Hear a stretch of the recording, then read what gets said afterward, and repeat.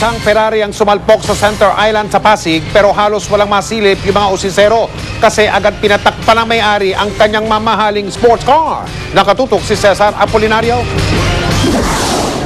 Tinakluban ng car cover ang Ferrari na ito matapos masangkot sa aksidente mag-aalas sa 1 umaga kanina. Ayon sa mga otoridad, pinatakpan ng may-ari ang mamahaling sports car para hindi raw pagpiestahan ng mga tao. Galing ng EDSA Ortigas ang Ferrari papuntang Meralco Avenue. Sa pagmamadali raw ng driver, nawalan ito ng kontrol at umiwas sa kasabay na sasakyan. Pero sa bilis ng takbo, umikot ang Ferrari at tumama sa gutter ng Center Island. Na-intimidate siya doon sa driver, hindi niya alam siguro kung kakaliwa o kakanan. So, anong nangyari sa kanya, iniwasan niya. So, dahil sa bilis niya, hindi nakayanan ng preno o yung maneuver na ginawa niya, umikot yung sasakyan, tumama doon sa gutter. Agad dinala sa impounding area ang Ferrari. Sa lakas ng impact ng pagkakabangga sa gutter, nasira ang dalawang mags at nayupi ang kanang bahagi ng Ferrari. Reklamo ng mga traffic enforcer na rumisponde kanina, nahirapan silang tulungan ng may-ari ng sasakyan nang pinatatanggal daw nila ang car cover dahil delikado at hindi malalaman ng ibang motorista na nasangkot sa aksidente ang Ferrari, hindi raw pumayag ang may-ari. Pati ang pagkuha ng mahalagang papeles at plate number sa pilitan din. Ipinagmalaki pa raw ng may-ari at kasama nito na may kamag-anak at kakilala silang matataas na opisyal at dating opisyal ng gobyerno. Kaya huwag na raw sanang pagtuunan ng pansin ang naaksidenteng sasakyan. May binabang sila na Sino yung mga binanggit? General Mendoza. Okay. Tapos meron pa siyang si Secretary DILG Robredo. Nagalit pa sa amin eh. Pinagalitan pa kayo? Pinagalitan pa ako ng babae dahil huwag daw namin pakikialaman eh. Pagka pinakailaman namin, patatanggal daw kami sa trabaho. Tumanggi magbigay ng pahayag ang may-ari ng Ferrari kahit ang investigador ng PNP na tumutok sa aksidente ayaw ipakita ang mga dokumento ng Ferrari. Ano ba talaga ang SOP, sir, when it comes to public documents like this?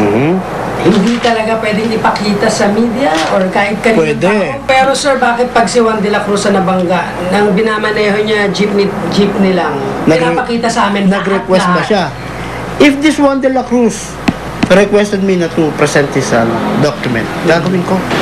Sa mga dokumentong nakalap ng GMA News, nakasaad na sa isang Oliver Chua ang nakarehistrong may-ari ng Ferrari.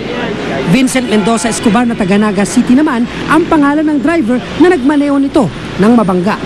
Sasampahan siya ng reckless imprudence resulting in damage to property lalo't bahagyang nasira ang gutter kung saan bumangga ang Ferrari. Cesar Apolinario, Nakatutok, 24 Oras. Ikinatuwa ng kampo ni Senador Panfilo Lacson ang pagbasura ng Court of Appeals sa kaso at arrest warrant laban sa kanya kaugnay sa Dacer Corbito double murder case.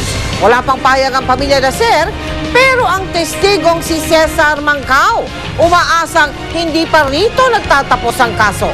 Nakatutok si Teresa Andrada. Susunod na nga ba ang paglutang ni Senador Panfilo Lacson ngayong ibinasura na ng Court of Appeals Special 6 Division ang kasong double murder laban sa kanya kaugnay ng Dacer Corbito murders? Kasabay nito, kinatigan ng korte ang petisyon ng senador na bawiin na ang warrant of arrest na ipinalabas ng DOJ laban kay Lacson. Sa 80 pahinang desisyon na sinulat ni Associate Justice Ramon Bato Jr., sinabi ng korte na walang sapat na ebidensya ang aligasyon ng pamilya Dacer na si Lacson ang nag-orchestrate ng pamamaslang sa PR man na si Bubi Dacer at driver nitong si Emmanuel Corbito. Ayon pa sa korte, hindi credible na testigo si dating Police Superintendent Cesar Mancao. Ilang beses daw nitong kinontra ang sarili niyang pahayag at nakakaapekto daw ito sa kredibilidad ng dating pulis bilang testigo. Kabilang sa mga magkakaibang pahayag daw ni Mancao ay ang pagdawit sa pangalan ni Lacson sa krimen. Kung totoong may alam ito sa tinatawag na special operations at kung totoong nakausap niya o hindi si dating police officer Michael Ray Aquino.